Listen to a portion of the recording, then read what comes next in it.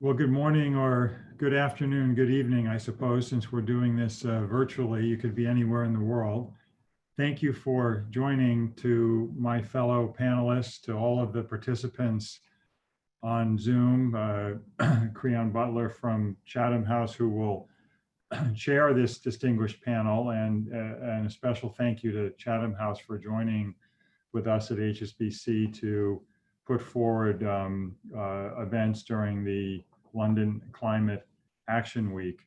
I'm sure this is not how all of us were intending to participate in London Climate Action Week, but actually it does serve as a very impactful wake-up call, I think, to the need for action on a number of fronts, but particularly on the climate front.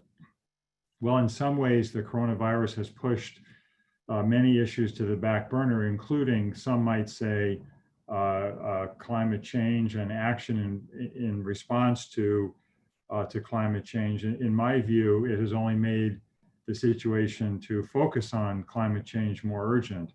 We've obviously seen during the coronavirus period almost a simultaneous global lockdown of the economies around the world. And even in that lockdown peak, some estimates are that we only saw carbon emissions fall somewhere in the 15 to 20% range. And we know that that's not enough to deliver net carbon zero and to stay within the 2%, 2-degree climate change guideline coming out of the Paris summit. So the change we need is significantly larger than that. And the second thing that I learned, particularly out of the coronavirus situation, is the need for joint global action. And we've seen the effects of non-coordinated action in terms of how this has developed and spread around the world. And I think, again, reinforcing the need for joint global action around these particularly challenging topics. The focus of today's panel is really around the financial services sector, and we interpret that broadly because a lot of the change and impact will come through the financial service sector, through the clients of the financial services sector, obviously. And I think for us at HSBC, we're really focused on four things as we try to enhance our climate position and what I hope is, we believe, and is perceived as leadership on this topic. The first one is that, for the foreseeable future, we will need carbon-based energy to help people around the world. We operate in many of the developing markets, and it will be important. But that's linked, secondly, to a focus on facilitating the transition and working with clients, working with the industry to make that transition from molecules to electrons over the period of time that starts to bend the curve on carbon. Third, to think about both our own balance sheet, but also how we interact with clients and with governments, looking at climate change through a risk prism. And I think certainly governments, regulators are starting to think more carefully about the risk implications of how the financial services sector is positioned relative to climate change. And then the last point that we're quite focused on is working with clients to create incentives for, whether it's suppliers, whether it's customers of our clients, to operate in a more climate-friendly, carbon transition, carbon neutral manner. And then finally, before I turn it back to Creon to introduce the rest of the panel, I would just emphasize that for us at HSBC, and I think this is true from my many conversations with our clients, we have a obligation and a desire to figure out how to build the world back better, build the economy back better, to take some of the things that we've learned that we can do during the coronavirus crisis and lockdown period, and try to migrate those into, our regular way, our business as usual, which will have the beginnings of an impact on this transition to a carbon neutral world. With that, let me turn it over to Creon. Greg, thanks very much for the introduction and welcome everyone. As Greg said, I'm the Director of the Global Economy and Finance Program at Chatham House. And Chatham House is really delighted to be hosting this morning's event with HSBC and more broadly with E3G. London Climate Action Week is a great forum and brings together a wide range of experts, concerned citizens, policymakers from business and government, academia and civil society to collaborate on ideas and solutions to tackle the climate crisis. And Chatham House, and in particular our Energy and Environment Program and Resources team, hosted more than 10 events last year and a number of broad networking opportunities. So we find London Climate Action Week a really valuable opportunity. And it's particularly relevant this year because of the nexus of issues the world is facing. And Greg's alluded to these. I kind of organize it as sort of 4 key strands, essentially. First, the need for accelerated action on climate change by both government and business as the threat becomes ever clearer. Second, the need to address this enormous global challenge jointly with that of responding to the COVID-19 crisis. And we're still in the middle of an unprecedented fight, both to suppress and eliminate the crisis, and also ensure that the global economy can recover from this completely unprecedented global shock. And you only have to look at the IMF's latest forecast with $10 trillion already spent and global GDP expected to drop almost 5% in 2020 to appreciate the scale of this aspect of the joint challenge. Other international organizations have added to this picture. The WTO has been forecasting a 30% fall in world trade in its worst case scenario, and UNCTAD has also another worst case scenario of up to 40% decline in FDI in 2020.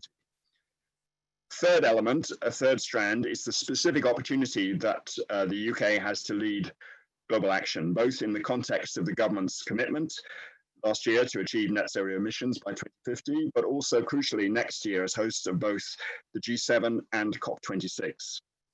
And the fourth element is the widespread recognition and a growing recognition of the critical role to be played by the financial sector. And this is not just in helping to drive forward climate action, but also in funding the enormous amounts that governments have already had to spend in tackling COVID-19 and will have to spend looking forward in supporting the recovery. So particularly on the financial sector, that's particularly why we're delighted to be hosting this event with HSBC. Now, to address these set of questions, we have a really great panel. And first to speak will be Julian Critchlow. Julian is Director General, Energy Transformation and Clean Growth at the Department for Business, Energy and Industrial Strategy. I had the great pleasure of working with Julian when I was at the Cabinet Office last year. Before joining Bays, Julian was a director at Bain & Company, from where he led Bain's global utilities and alternative energy practice. Next will be Julia Kirchia, who is the Executive Vice President for Strategy and Sustainability at BP, where she's playing a key role in helping BP to deliver on its target of net zero emissions by 2050 sooner. And before joining BP, she was a senior partner at McKinsey & Company, where she led the global downstream oil and gas practice. Next will be Dame Elizabeth Cooley. Elizabeth is currently chair of the Impact Investing Institute and a non-executive director of a number of leading companies, including BAE Systems and Morgan Stanley. And this follows a distinguished career as CEO of Allianz Global Investors, and prior to that at Merrill Lynch Investment Managers, Coopers & Lybrand, and Sun Alliance. And Patrick Horgan, our next speaker, is currently Director of Global Government Relations for Rolls-Royce, and prior to that was the company's Regional Director in Northeast Asia, based in Beijing. Patrick has great expertise in both business and government roles, including at the British Council, where he was posted in Beijing as well some years ago. And of course, Greg Guillet, who has just given us our introduction, Greg joined HSBC in October 2018 and became co-CEO of Global Banking and Markets in March 2020. Prior to joining HSBC, Greg worked in senior positions in the finance sector, including as Chief Operating Officer of East West Bank and CEO of JP Morgan's Global Corporate Bank. So finally, some quick housekeeping points. Following Greg's great example, each of our other panelists will make their introductory comments very brief, sticking to 5 minutes. I will then ask some questions, or 1 or 2 questions for the panel, and we'll then move to a general Q&A. And I would be very grateful if everybody watching could put their questions in through the Q&A button, and my colleagues will try and assemble that in a good set of questions following particular themes. We're also going to have a couple of survey questions during the course of the Q&A, and we will introduce those, one at the start, one in the middle, and there'll be an opportunity to discuss some of the results that we get from those questions. This event is on the record. It's being live streamed, and we are taking a recording, but that's essentially for note-taking later on. So with those introductory comments, I'd like to pass over to Julian for our first introductory comment. Thank you very much. Thank you very much, Creon, and very pleased to be part of this panel today. What I thought I might do just in my brief comments is just cover a few areas. One, how we were thinking about the transition before COVID, what the impact of the pandemic has been on our thinking, and then how that, what implications that has for our multiple vectors, innovation, and all thinking about COP26. Which I've seen coming at the end of next year now. So just to start off with, before COVID struck, already facing what was possibly one of the largest transitions for a system since the Industrial Revolution. And the Industrial Revolution took 70 years, and we're trying to do this much faster in terms of this transition. The UK has made significant progress in shown that the economy can grow. Since 1990, it has grown by 75% and managed to reduce emissions by 43%. And that's seen significant progress in a number of sectors, but the most notable of those has been the power sector, where we've massively decarbonised, with coal generation being reduced from around 40% to closer to 2% over a matter of 5 or 6 years. And that's primarily been driven by innovations, particularly in offshore wind, where we've seen prices tumble over the last 4 or 5 years from over £115 per megawatt hour to below 40. And so that kind of illustrates a significant transition can look like and what can happen.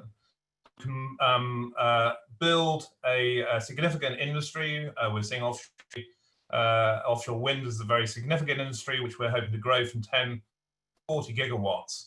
And that's the kind of poster child for what we see as the economic opportunity that comes out of driving the transition. But the transition has to occur in all sectors. So it has to not just be power, it obviously has to be transport, it has to be business, industry, land use, buildings, public sector. And many of those are very interrelated. So, land use, we want to deploy more forests for negative emissions, but we also have significant pressures on land use for buildings, for agriculture, for bioenergy crops, etc. So it's very much a system of systems.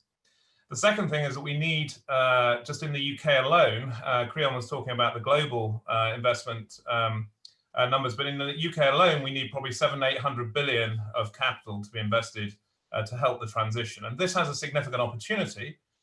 We already have 460,000 jobs in the clean economy, and we see those growing before COVID at kind of 4 times to the rest of the economy, perhaps creating jobs by 2030. And so there's a significant opportunity from the transition, but it equally requires a very significant investment. I'm sure we'll come back to that later.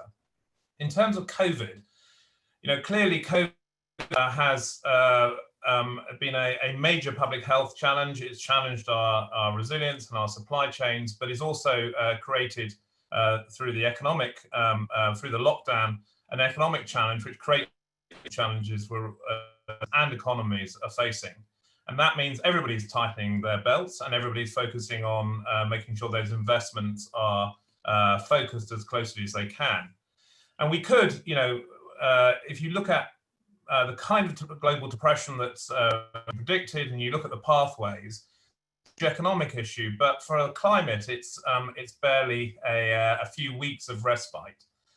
Because if we go back to the same pathways as before, we actually return to the same trajectory as before, and that trajectory was heading for 3.5 degrees.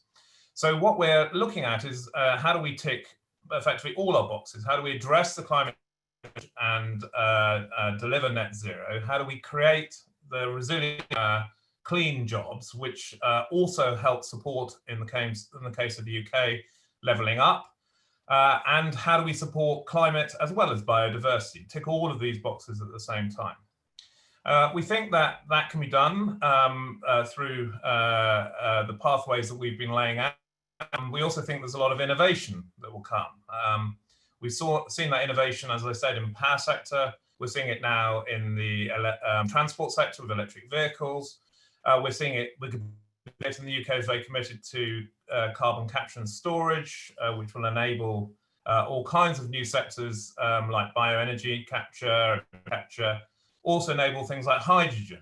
And a lot of innovation will be required in that in terms of the applications, production, transport and storage. But also we will see innovation in aviation, in maritime. So lots of opportunities for us to innovate, and we believe that will create a investment. Having said that, there is clearly there's going to be a challenge in making sure we're investing that investment. And as we think about COP26, we're trying to replicate those same themes in our discussions around COP26. So when we come forward next year, clearly the priority will be raising everybody's ambitions in terms of the NDCs and in terms of climate finance and supporting the most vulnerable. It also has many very critical topics that we need to finish the negotiations on. But we're also looking for real world actions on a number of dimensions, whether it's on the power sector that I've spoken about, adaptation and resilience, nature-based solutions, but also finance. We see finance as a particularly important vector, and I'm sure come back to that a lot today, not just in financing the transition, but also being able to provide transparency of the physical and strategic risks in the transition, the so-called bursting of the carbon bubble, and being able to test in all of these opportunities I've outlined. Finally, in terms of what we see our role our role is obviously showing some leadership, our own emissions, trying to catalyze the markets, the way we catalyzed the offshore market, helping support the first of a kind, where it might not be economic, but then letting the markets. And obviously, offshore wind is a good example of that, where the private sector is doing all of the investment now. And then finally, just creating the business models that help create long-term stable markets for these. We have done in the power sector, but also thinking about the carbon markets and thinking about markets like hydrogen, etc. So I'll stop there. I just wanted to give a flavour of how we were thinking about the transition, particularly in the context of COVID.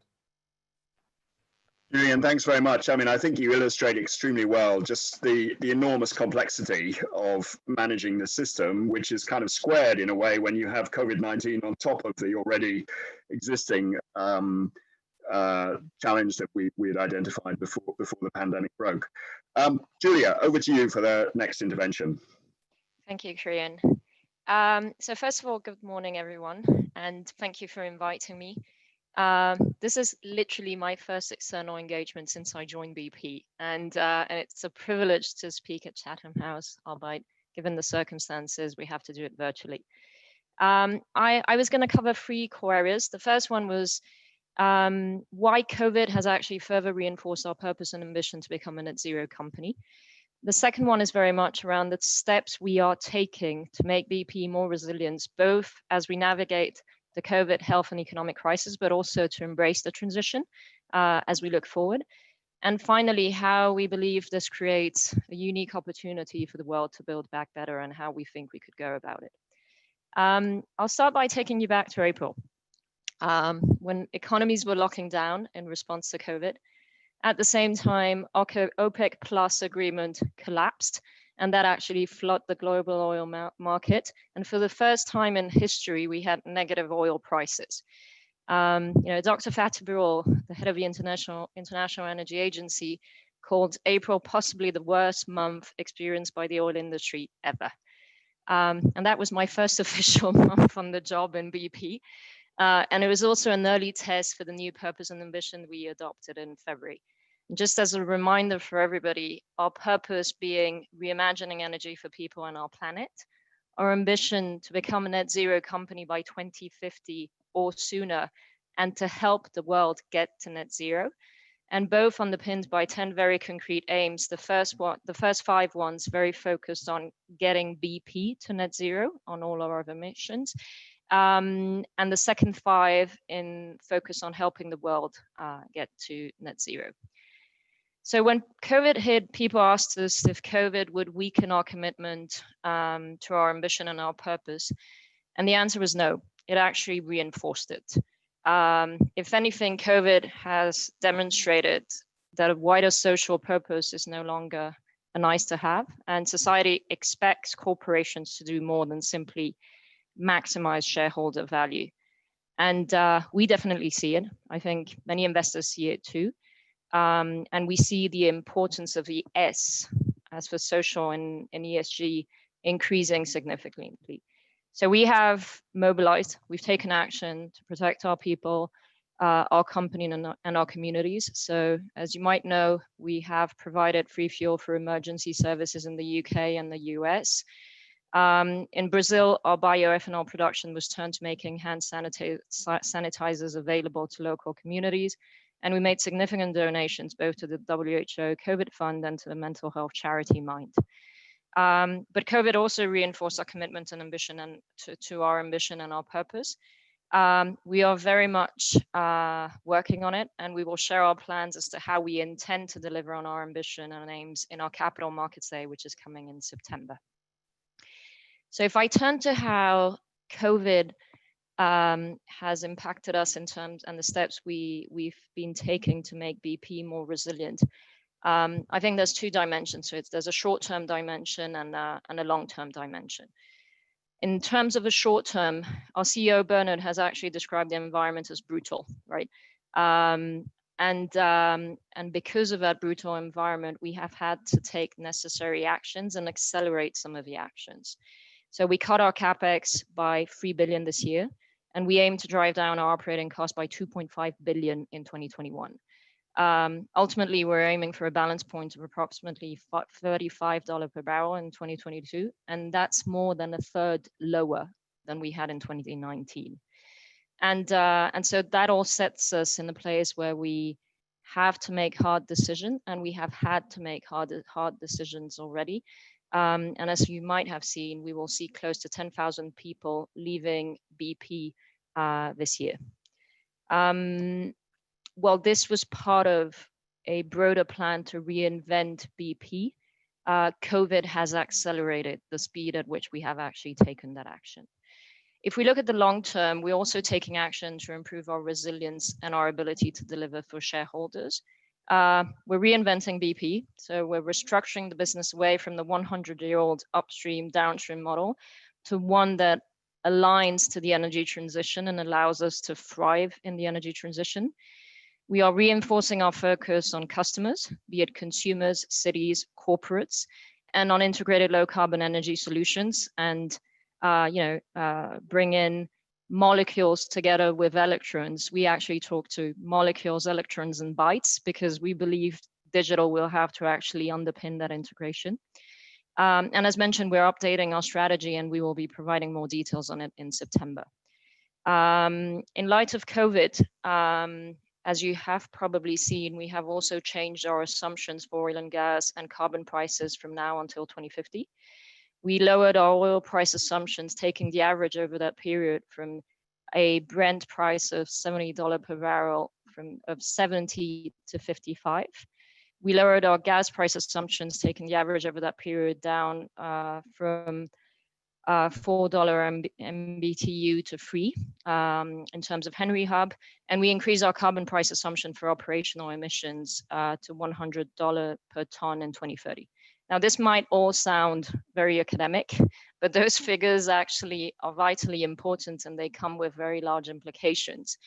As a result, we're reviewing our intent to develop some of our exploration prospects, and as we announced, we expect and estimate total impairment charges and write-offs in Q2 in the range of $13 to $17.5 billion. Right?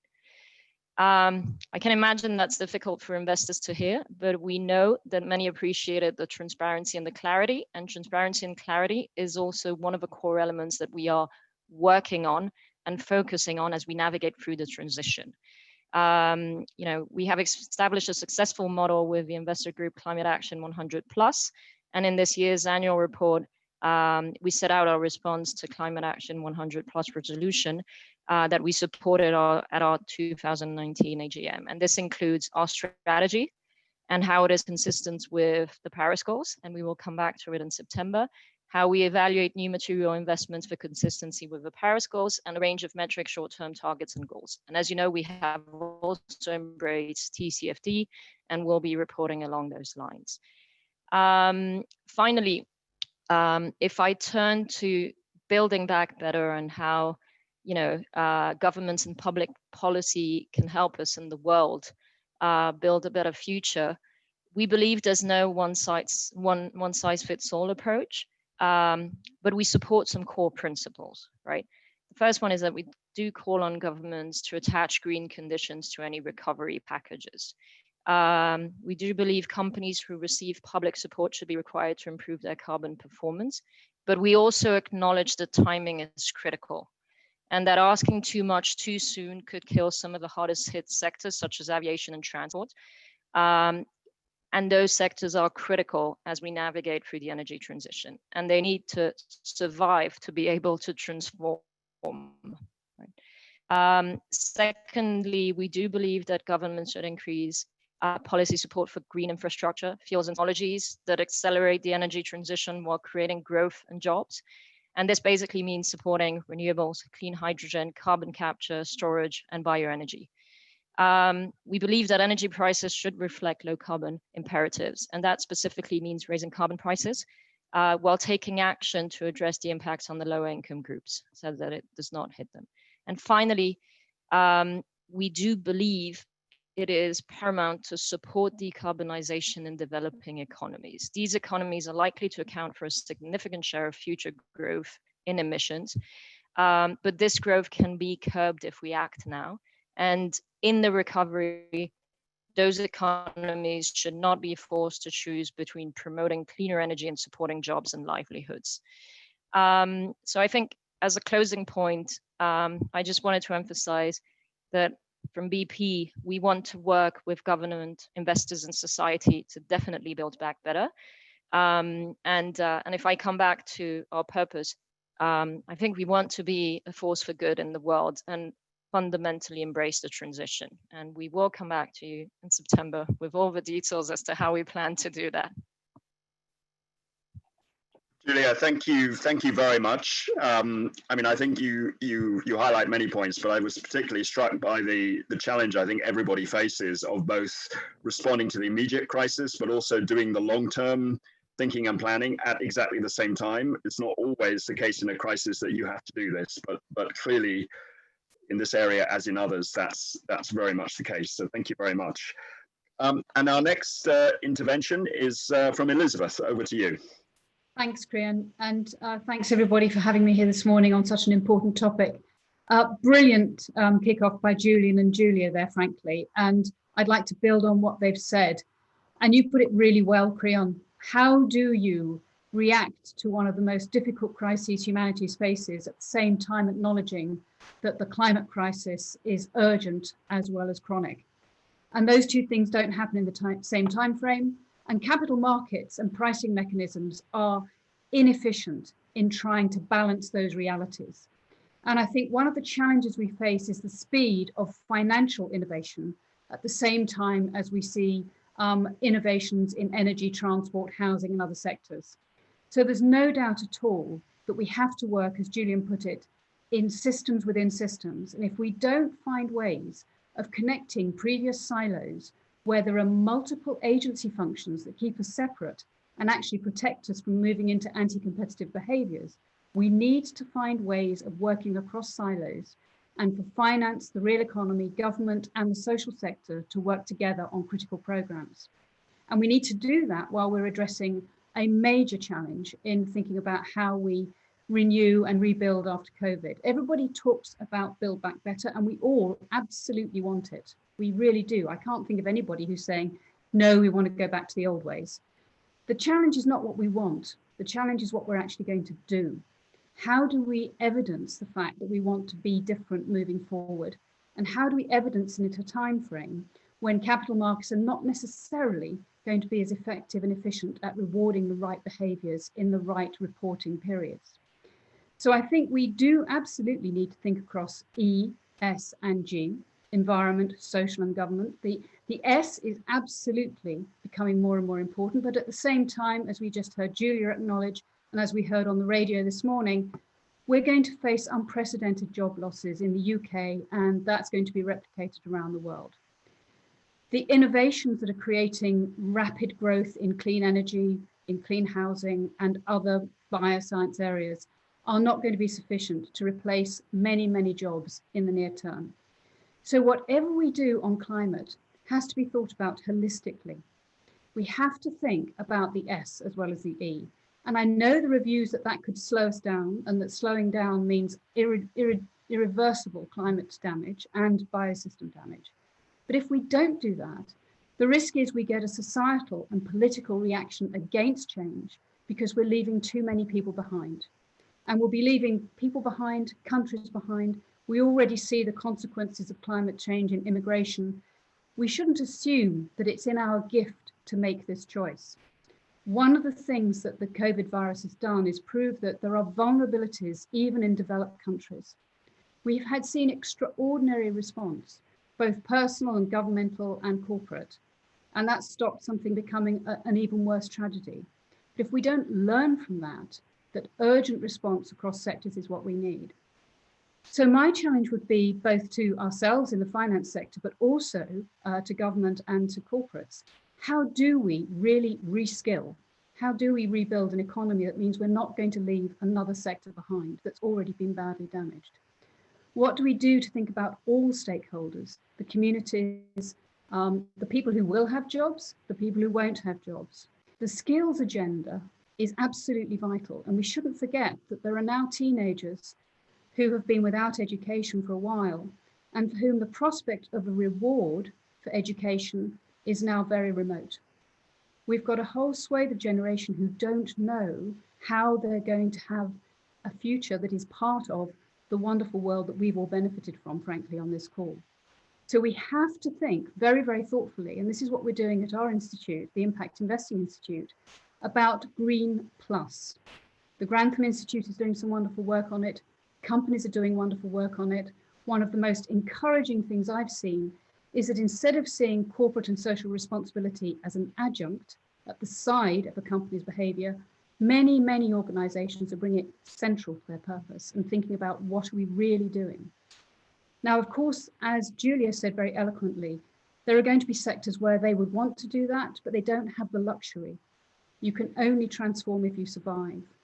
And so I absolutely accept that we shouldn't have a one-size-fits-all. We need to think about a sector approach. We need to think about regional and geographic approaches. The innovation opportunities that Bays has identified before are fantastic. Let's think about how they really rekindle generation of opportunity at a regional and local and community level, that people feel they've got something to work towards, educate themselves towards, reskill towards. So the challenge has never been greater, but I also think the mindset has never been better. And the mindset that we can do things in remarkably short time. I was talking to a CEO of a bank recently who'd been told by their IT and telecoms department that it would take 3 years to have interchangeability between branches and call centers. Well, guess what? They had to do it in 3 weeks. We know we can do what was previously considered impossible, but I do think we need to consider the urgent as well as the important at the same time. And as you said, Creon, that's not always easy to do, but we can do it together. Elizabeth, thank you very much. I think these are absolutely key points. I mean, I think particularly, you know, I mentioned at the start how governments have spent $10 trillion so far, and Julian quoted a figure of, I think, less than $1 trillion in relation to the sort of infrastructure aspects of climate change. But this question about how the change in mindset can actually now be deployed effectively is absolutely crucial. And with that, I would like now to move to our next speaker, Patrick. Over to you. Thank you, Creon, and thank you for having me, and thanks for the earlier contributions, which provide a very helpful foundation for my remarks. As an industrial technology participant on this panel, I hope that what I can help to convey is a sense of what building back better means for a company such as ours. We are a leading industrial technology company. We're focused on pioneering the power that matters. That's a very relevant agenda for what we're talking about today.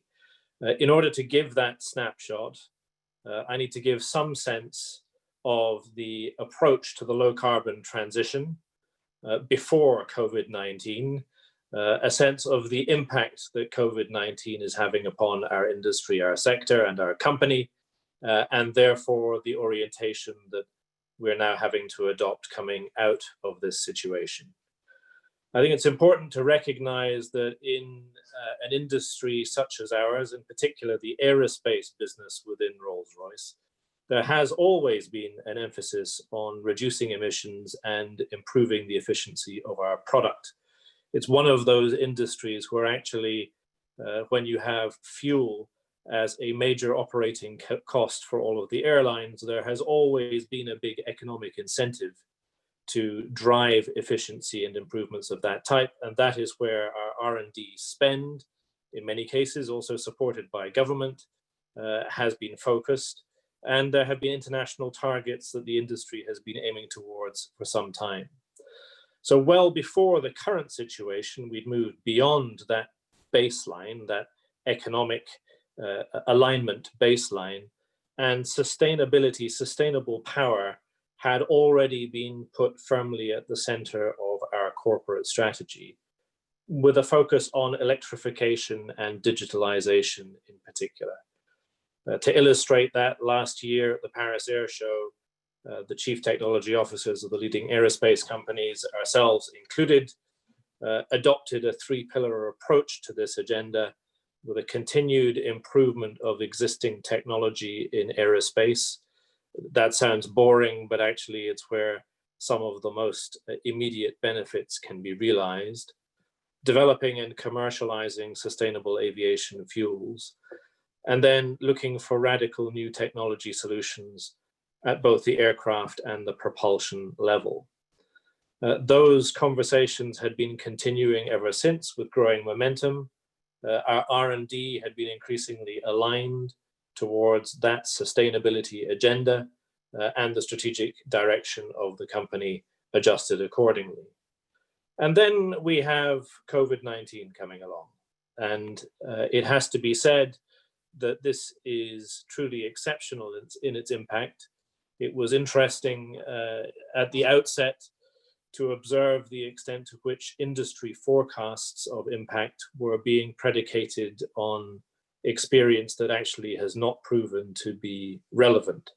So if you look at the examples of the financial and economic crisis in 2008, if you look at SARS and Ebola and other instances of systemic shock in the industry, none of them have been a good precedent or model for what has been experienced in this instance. A significant chunk of our revenue for our aerospace business is derived from engine flying hours. If the planes aren't flying, then that revenue just evaporates. So the impact is clearly felt immediately on the airlines, and by extension, immediately also on us. And then there is a much wider aerospace ecosystem that sits at the back end of the aviation industry that is familiar to consumers. And all of those companies will be feeling the impact acutely. I think the data point that really brought it home to me with greatest impact was an observation from the president of our civil aerospace business, that on one day in April, one of our international airline customers, one of those well-known brands that you see at airports all around the world, on one day they flew less than 300 passengers worldwide. That's not even one full plane. And it's a bizarre thing to imagine for those of us who are accustomed to living with a world where this kind of connectivity provided by aircraft is a given and a norm. That has translated into structural change that will be more long-term in nature, with reduction in production from both Boeing and Airbus cascading down into the industry.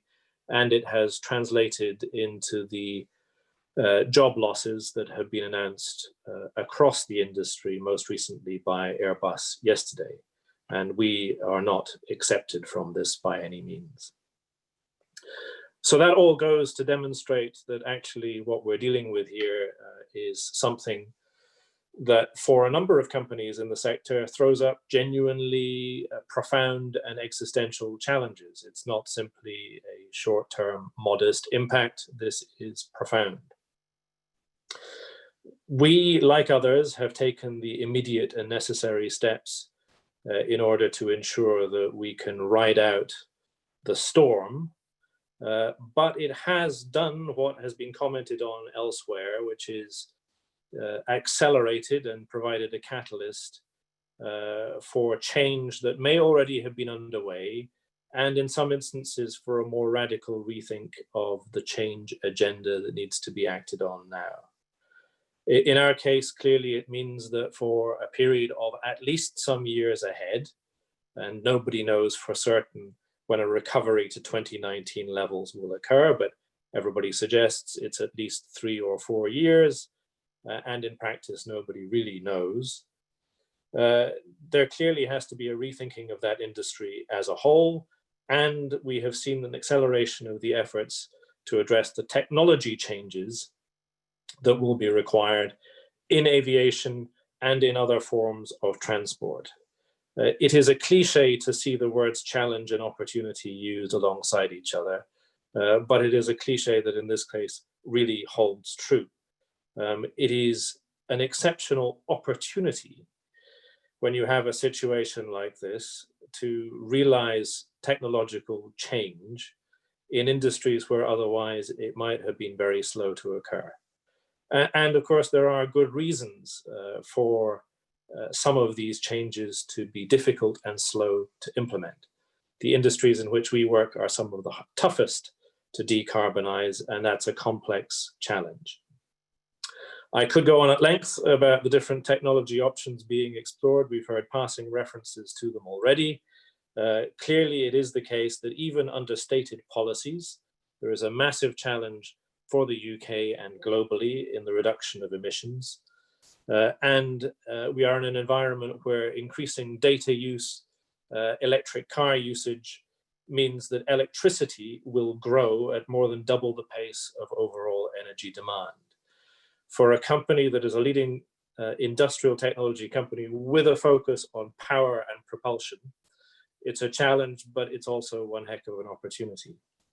And I would echo the comments from Elizabeth earlier, that in order for us to be realistic in our expectations of achieving change to address this agenda, it really does require that work across silos, that we need government, in whom we have found a very effective partner on the R&D agenda, government and industry working closely together. It needs the research community to be engaged.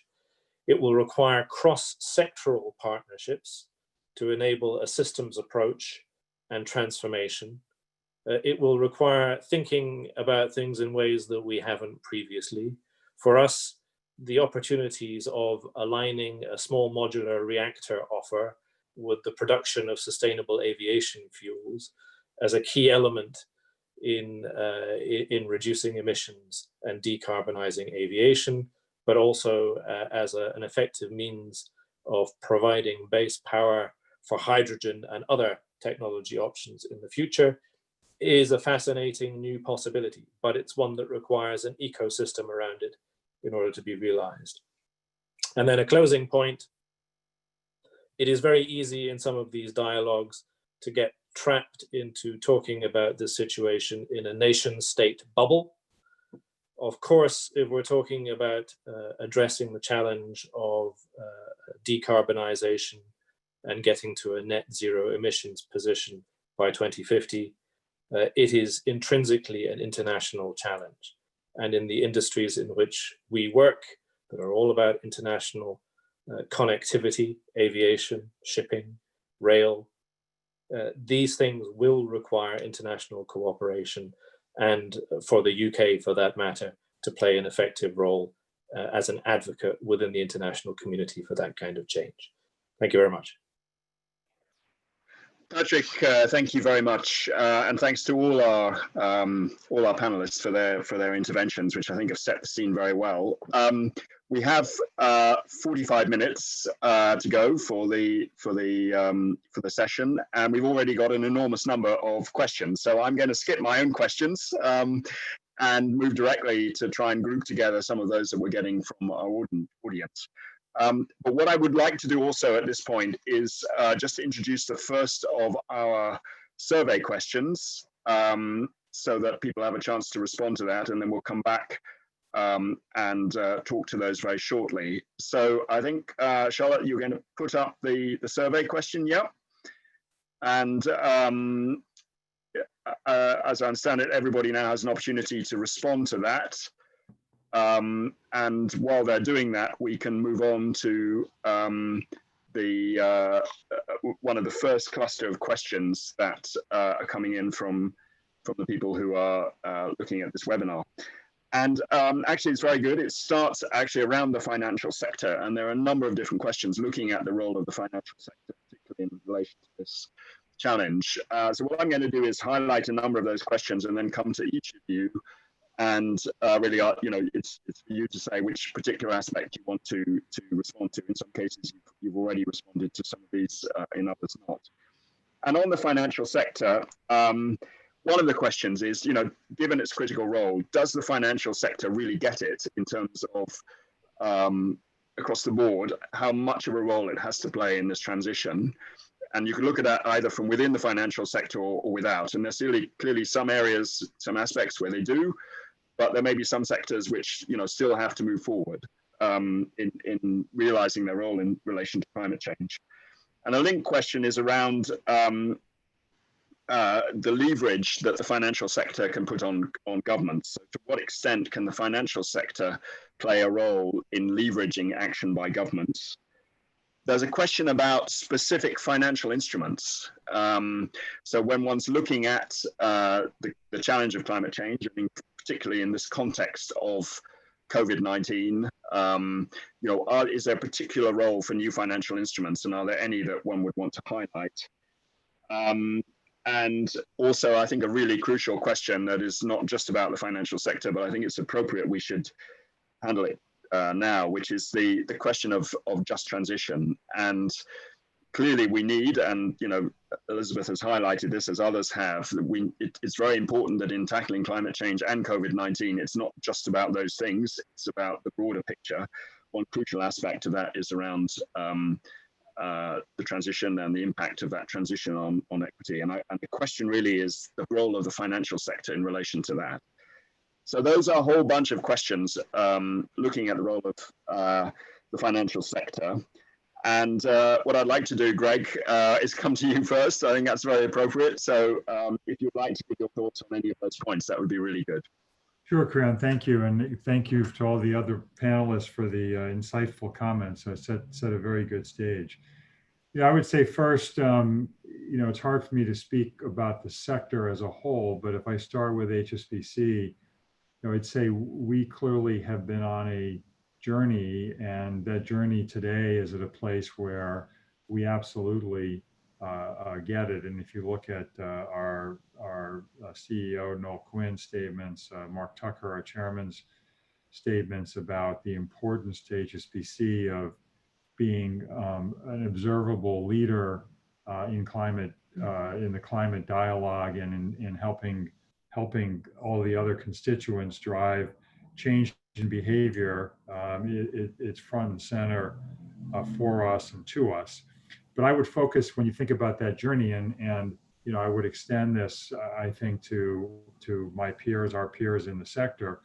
The journey started with, and maybe it's a little bit in reverse order, Creon, to the points that you outlined, but really did start around financial instruments, where there was perceived to be an opportunity to raise capital for our clients in a variety of ways in a green or ESG oriented manner. I think now we've transitioned very much to using that as incentives. And I think about some of the things we've done recently around green supply chain finance, for example, where if suppliers of certain customers have committed to being carbon neutral, they get better terms, better conditions as an incentive that our clients are offering, and we're helping to facilitate. And so the financial instruments have now migrated from what I would say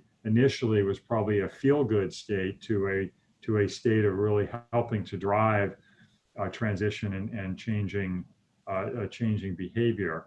I think the second part of the journey for financial institutions, and I think about Julia's comments about BP, for example, is to shine the lens on ourselves and say we need in our own behavior to be carbon neutral in a reasonably short order. And just personally, for example, having been of a certain age where I'm used to using lots of paper, well, during this crisis, it was pretty obvious to me I could operate effectively without using any paper whatsoever. And so, again, small thing, I recorded a video, distributed it to the thousands of employees at HSBC about how to operate in that way. And I can't recall all the statistics in my mind, but the impact of that just on things that don't have to be thrown away and not manufactured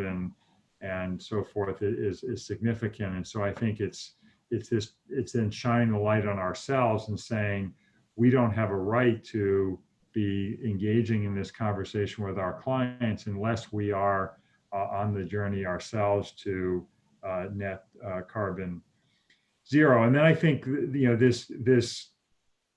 two other points, this discussion with the governments, the central banks, and the regulators is a very dynamic one, and it's dynamic in the sense of, as Julian so articulately said, the government has a keen and acute understanding of this, and a keen and acute desire to help the transition. And I think that's true in many places around the world.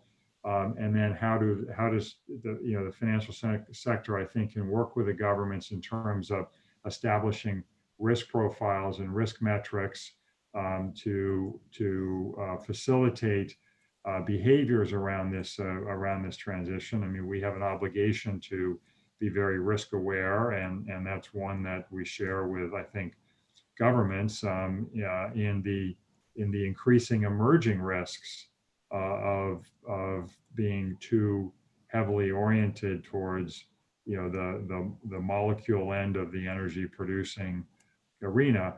But however, likewise, we also have responsibilities to societies, I think, as Elizabeth said, to make sure that people that are less fortunate in developing economies around the world, where people still have an aspiration to move into the middle class, where we're supporting this as a transitional arrangement so that we don't run the risk of leaving many people around the world behind as we move to a net carbon neutral environment. So a lot, Creon, to unpack there, but just a few reactions to your comments. Greg, thanks very much, and thanks for tackling all the points. Julian, if perhaps I could go to you on the role of the finance sector and whether there's any particular elements there you want to pick out. Obviously, this is an absolutely central pillar in the UK approach to COP26. It was a very, very strong launch before the COVID-19 pandemic hit in the city, just looking at all the different aspects of the finance pillar. But anything you would like to say in this area in particular?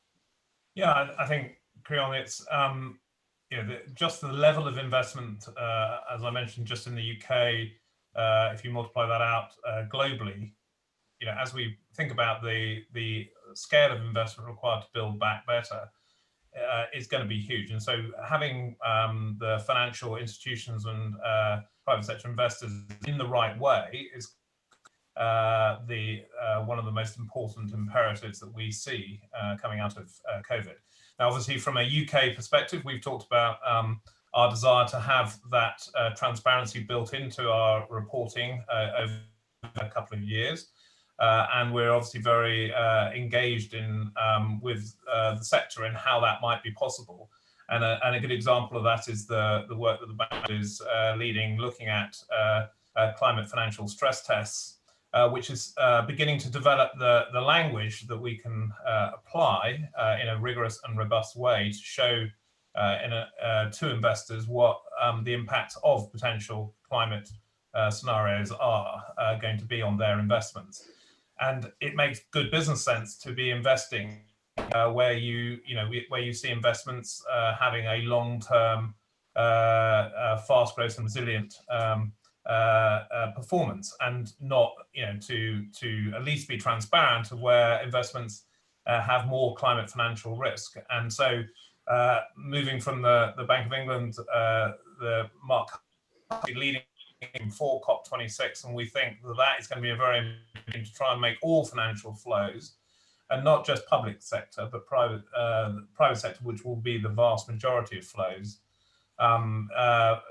use those principles and invest where we think the long-term would be, and where you are less exposed to the impacts of climate. And hopefully that swing of will both fund all of the opportunities in the sectors I described, but will also encourage companies who are less forward-leaning than some of the panelists to actually to grasp the nettle and actually make their transitions happen as well. So again, when we're thinking about some of the recoveries we've seen around the world, the recovery packages from COVID, we're seeing a lot of climate conditionality associated with those. And at the most basic, the conditionality should be that those firms should have a plan to deliver the transition for their own emissions, for their scope 3, but also that they put in this transparency in terms of their climate financial reporting to be able to show what is associated with their business model.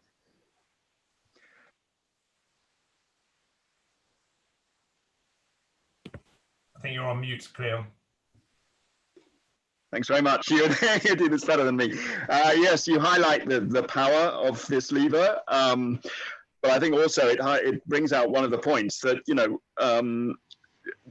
there's a risk in a way it could move too fast, and all of a sudden key sectors that are crucial to this transition find themselves without any finance. So managing this process in a way that you have climate risk properly taken account of, but at the same time you don't shut down whole sectors of the economy before we have alternatives. It's going to be a really difficult area. And maybe if I could come to our other three panelists, if there's any issues you'd like to raise on this general question of finance, Julia in particular.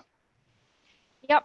So from my side, and I think Creon, you actually just made the point, right? I think we talked to the amount of spend that went into the the COVID stimulus and intervention packages, when you think about the amount of spend that needs to go into the transition, I think you're talking about trillions of spend again.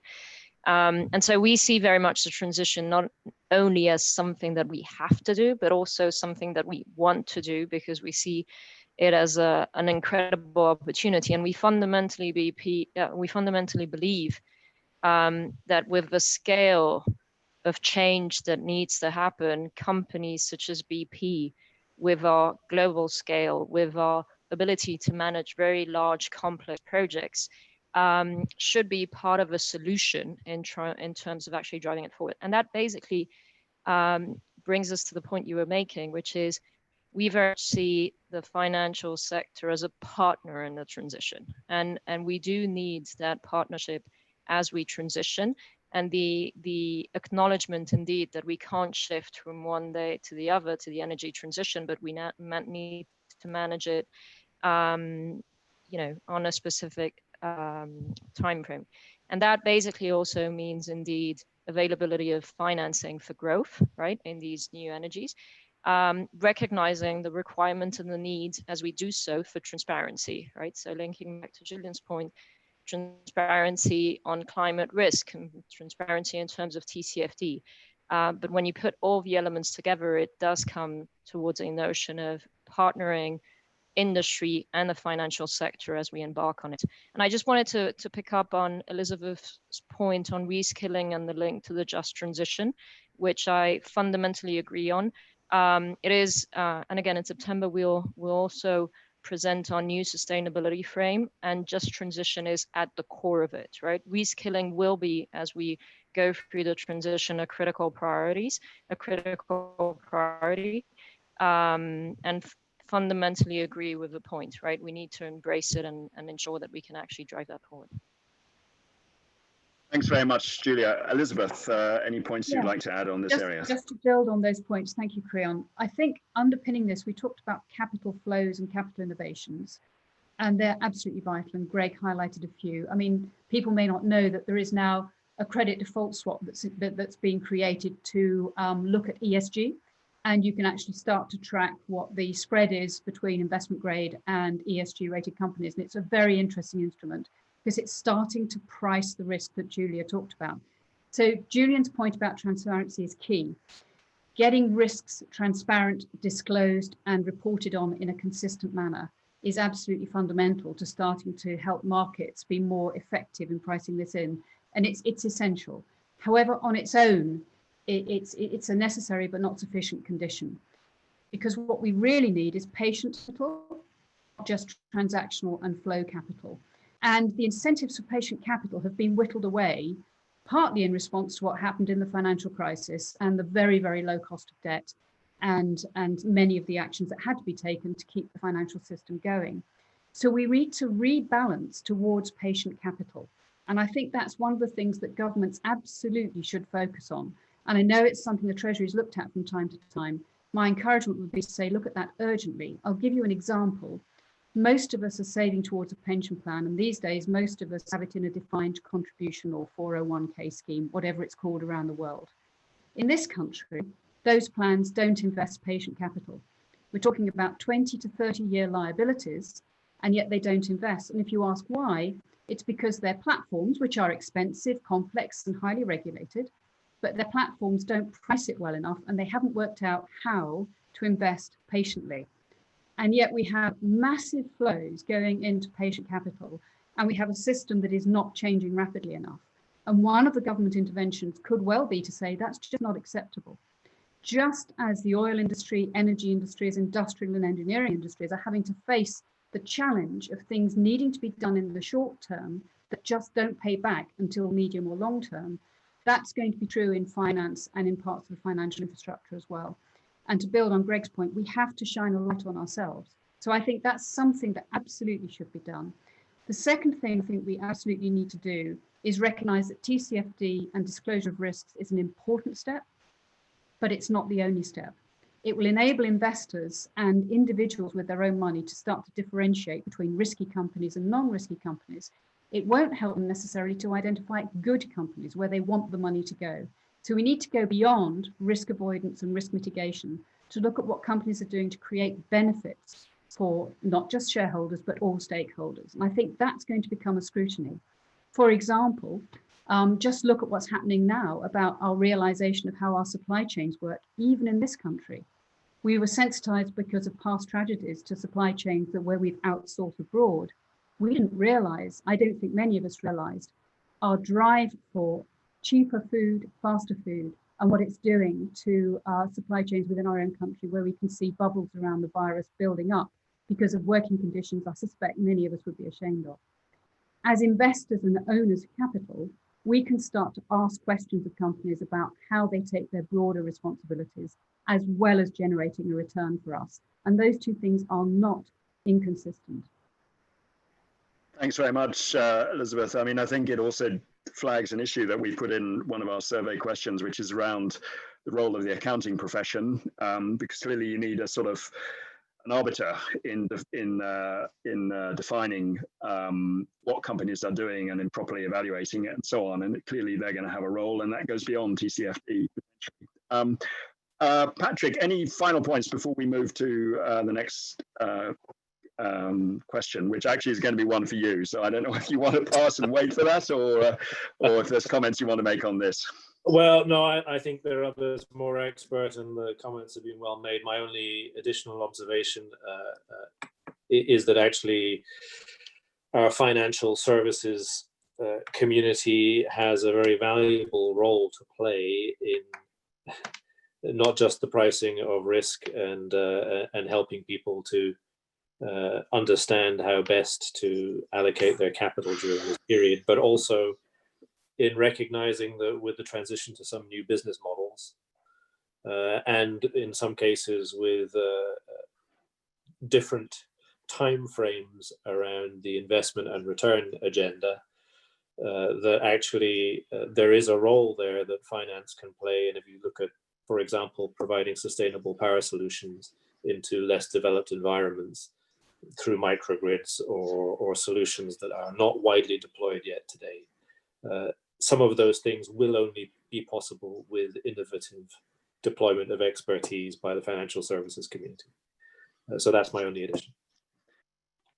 Thanks very much. Well, as I warned you, the next question, which is actually the most upvoted question that we've had, relates to the role of nuclear power.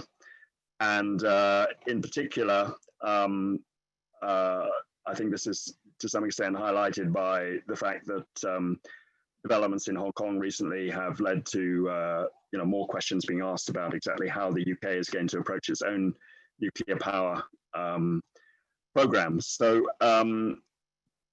this is the question really: how do you see the role of nuclear power in relation to the low carbon transition? And to the extent that you see a specific impact from COVID-19, it would be good to draw that out. But obviously, Patrick, this is an area in which Rolls-Royce has a role. So I wonder if you want to just kick off and give us your perspective on that. Thanks very much.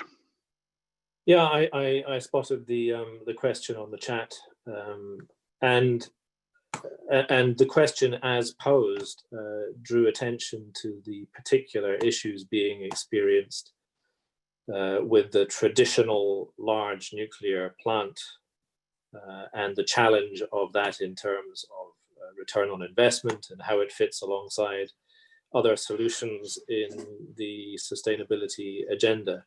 And I know that there are always going to be some whose skepticism of nuclear as an option is going to be hard to budge. But I think the fact of the matter is that nuclear has provided a zero carbon or close to zero carbon sustainable solution for a long time that provides an element of our base load for power generation.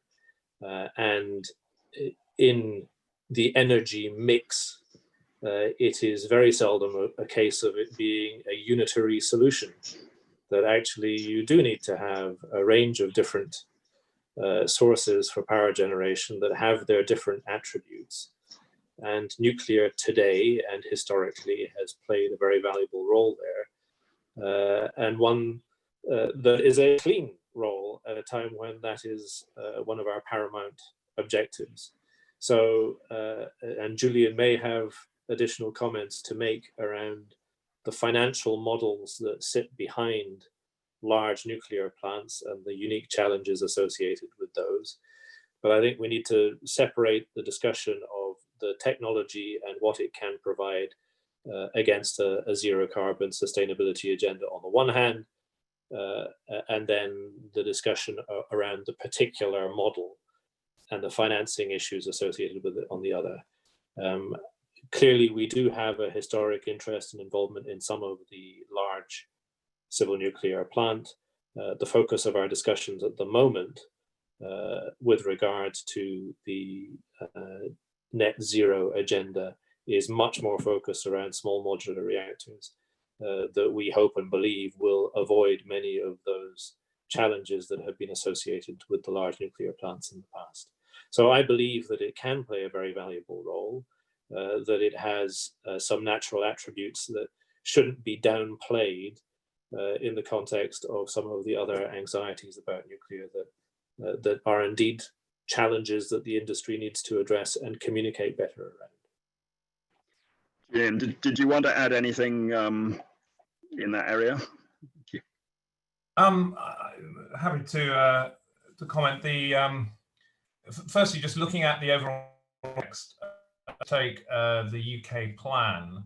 You know, the power sector used to represent around a quarter of our overall emissions, now down to close to 15–16%. Because of the transition away from coal towards renewables.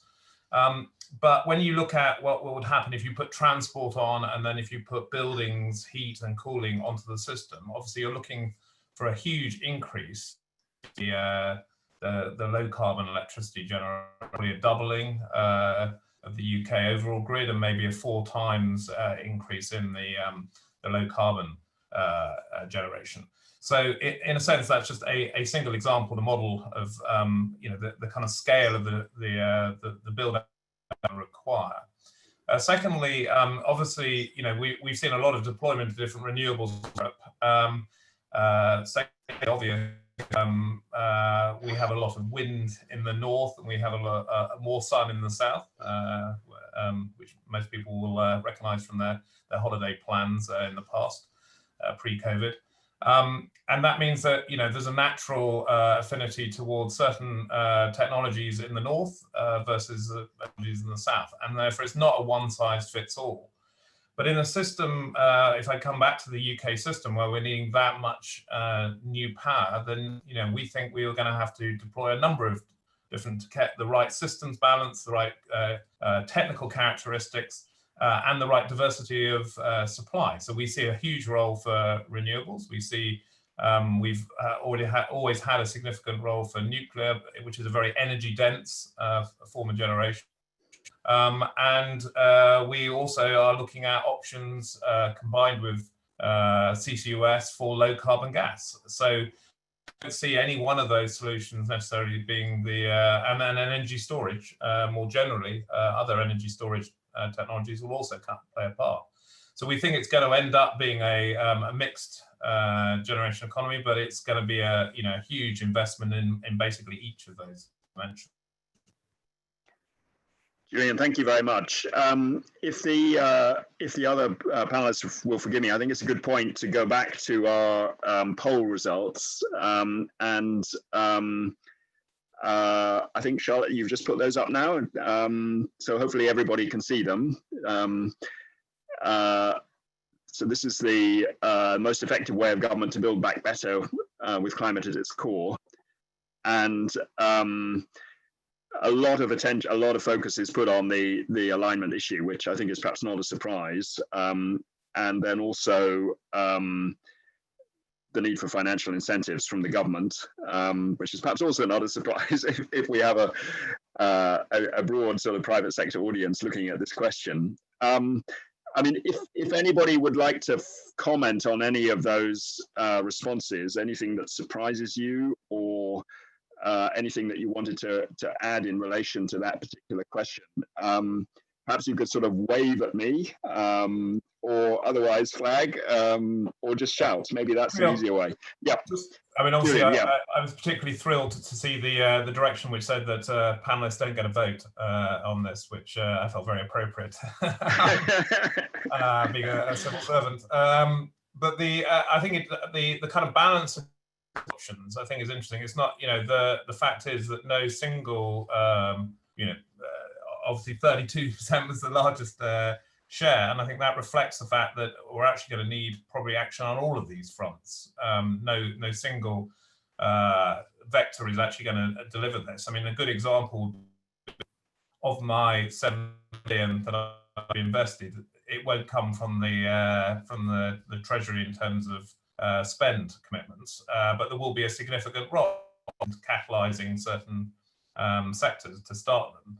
And then it's about regulations, markets and policies that bring forward the larger scale of that investment in exactly the way that we've seen for offshore wind, the example. We provided a great deal of support for the first of a kind, and for the subsequent support came down very rapidly, and now it's kind of pays for itself in a large. So as long as we have security of the pipeline, we see that as providing the opportunity for investors, whether it's patient capital and also for companies to invest behind that and actually build out scale facilities and the supply chains. So I think actually the poll very much reflects the fact that we're probably going to need action on all fronts to actually deliver this.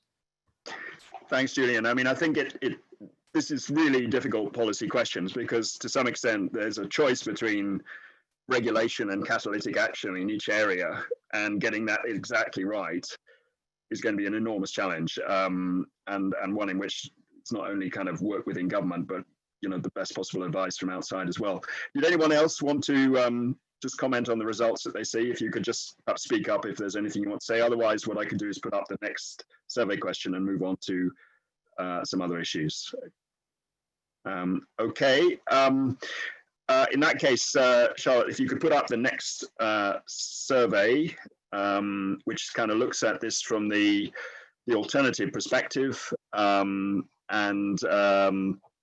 what are we looking for from investors, and a number of different issues that are highlighted there. So we'll now give people the opportunity to respond to that. And while doing that, I wanted to move to another kind of cluster of issues, which is really around the role of innovation. And we got a great many questions on innovation, and obviously we got a great panel for answering these questions. I think one of the questions that would be good to have a view on is the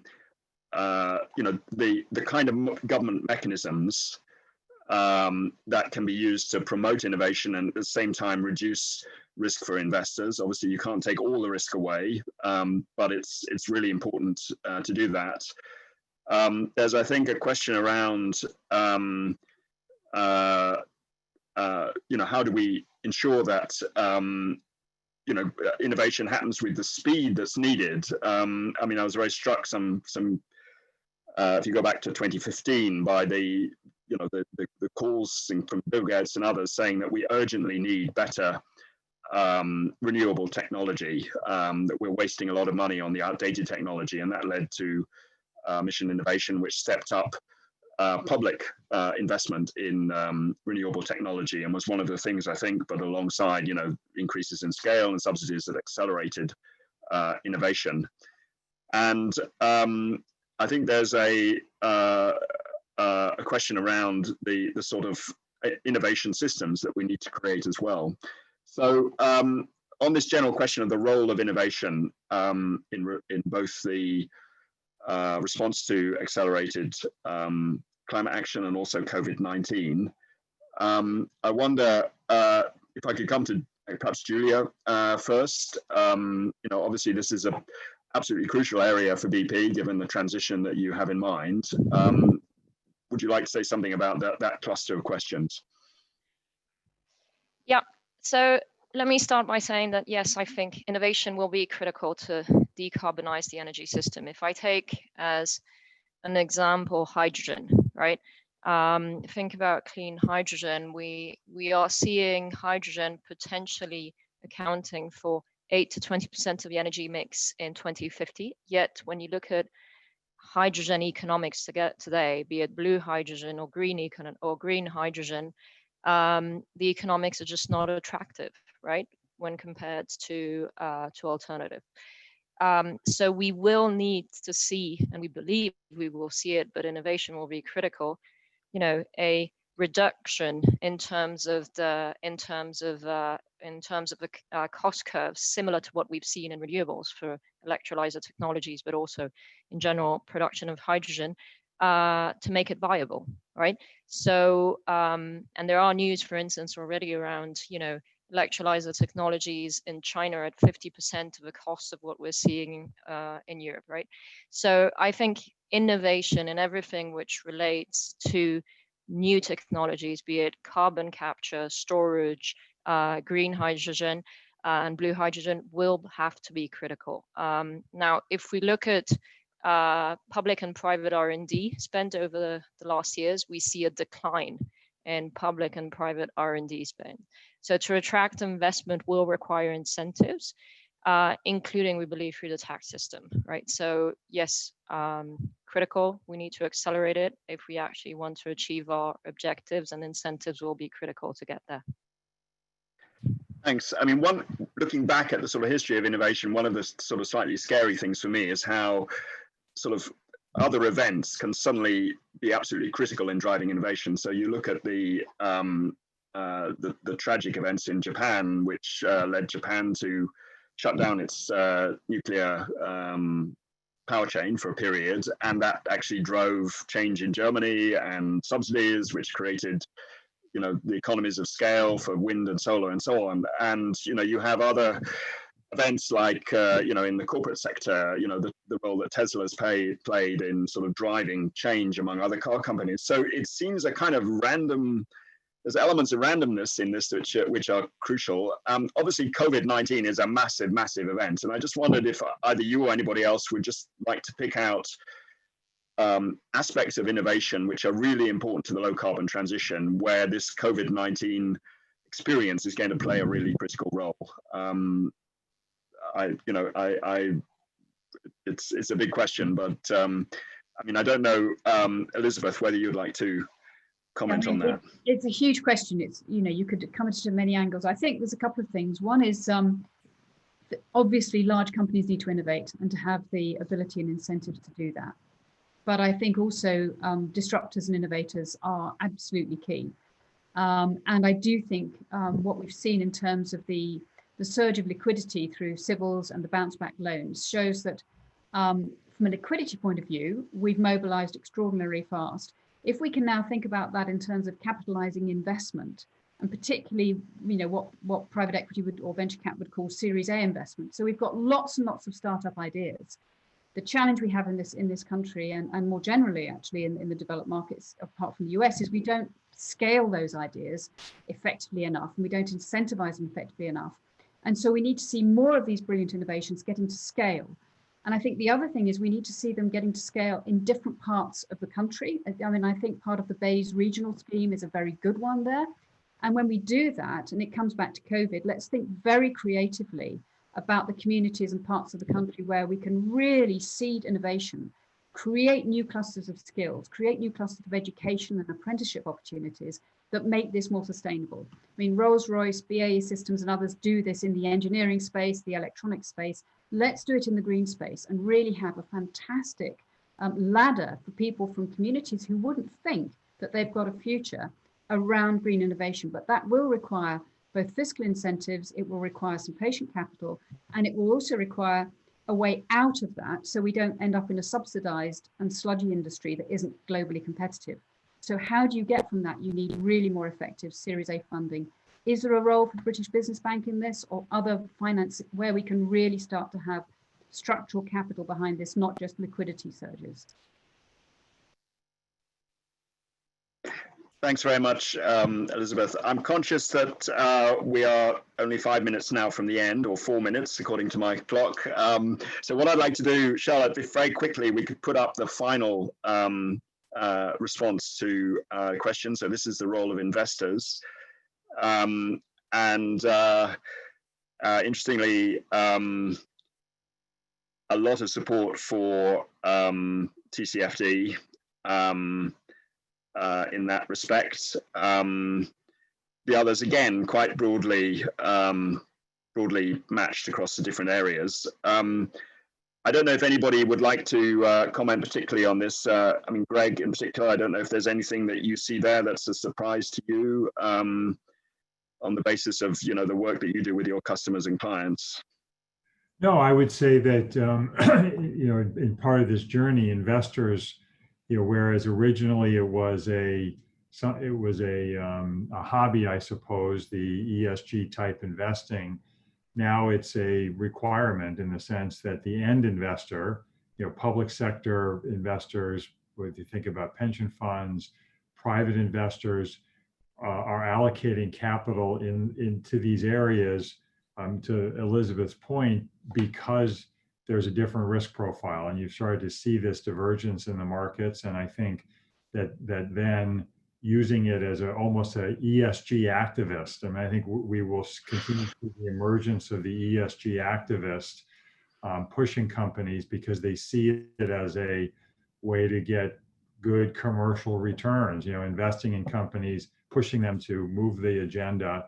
And I do think we'll continue to see this and investors be increasingly demanding in this space. And here's another place where, you know, government has a big role to play, because in many countries around the world, government is one of the biggest investors in the markets through retirement schemes, pension plans, and, you know, reserves that that governments have. And so I think, again, here's a partnership between the private and public sector to change behavior, to drive a change in behavior. Thanks very much. And in the final minute, Elizabeth, as a NED on a number of big companies, I just wonder if you want to say something very quickly about executive remuneration and climate performance targets. I mean, how doable is that? You know, do we have the technology to do it? I'd hope this would be one call where we don't get into executive remuneration. You have 1 minute to go and you fail. There we go. I think incentives matter, and those are intrinsic and extrinsic incentives, and you can't not have an aligned incentive system. I think targets have to be strategically relevant to the company, and therefore the more the ESG strategies and the purpose around those is strategically relevant, the better it will be, and you'll find there'll be a natural alignment. Imposing it, I think that's an investor's choice if they wish to do that. But it has to be a relevant target, not just a tick the box one that somebody's going to meet every year. It's got to drive change, thinking change in the boardroom, in the executive team, not just merely be a target that somebody's going to tick at the end of the year. Great. Well, thank you very much. And we are unfortunately out of time now. So it just remains to me, first of all, to thank our audience for some really excellent questions. I'm just sorry that we couldn't get to all of them. To thank our brilliant panelists for their contributions. I think some really good perspectives, and we appreciate very much, you know, the frankness with which you put forward your views. I think you all have some enormous challenges, speaking frankly, but we very much appreciate you setting out those goals. Thanks to HSBC, our partner, and E3G. It's been really good to do this with you, and we hope to do future events of this kind. And then thanks also to the teams in both Chatham House, in the ER team, and also in HSBC for putting all this together. So with that, thank you again, and we look forward to the next London Climate Action Week, when hopefully we'll be meeting in person. Thank you very much. Bye.